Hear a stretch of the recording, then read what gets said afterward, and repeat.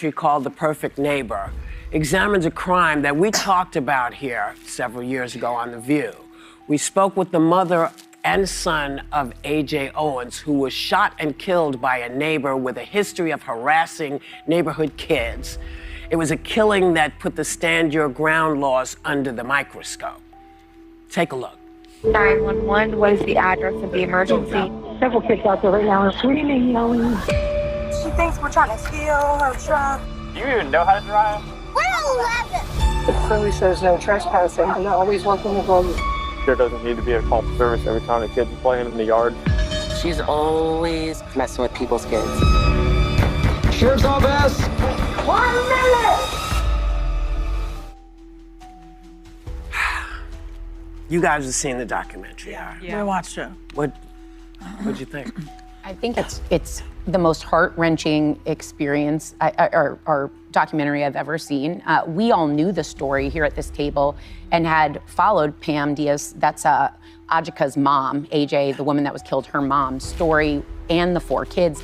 To see it this way, I would advise everyone to check it out. It's #1 on Netflix. It's had over 16.7 million views, and there's a reason for that. It added faces and names and relationships to what went down there. What we saw from a national news perspective and thought was clarified to an undeniable level.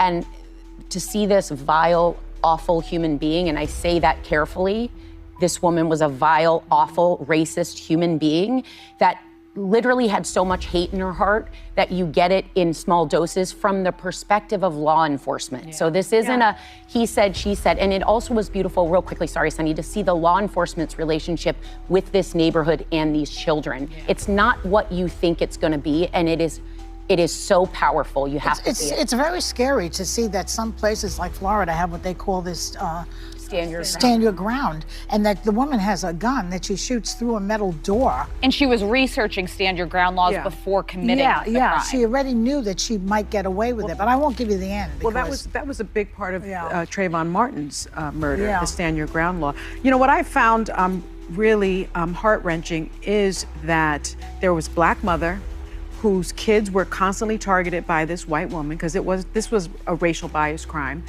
And she went up. Wait, I wanted to ask you something. Do you think that if those kids were white, she wouldn't have been so... It was mixed kids. The kids in the neighborhood were all different. Mixed race, because I found her to be racist. She was racist, but she had a particular problem with these Black kids. Yes, and she used the N-word according to the cops. Yes, she did, to the kids. And so for me, what was interesting was this mother, young mother, AJ, went to the door so that she could speak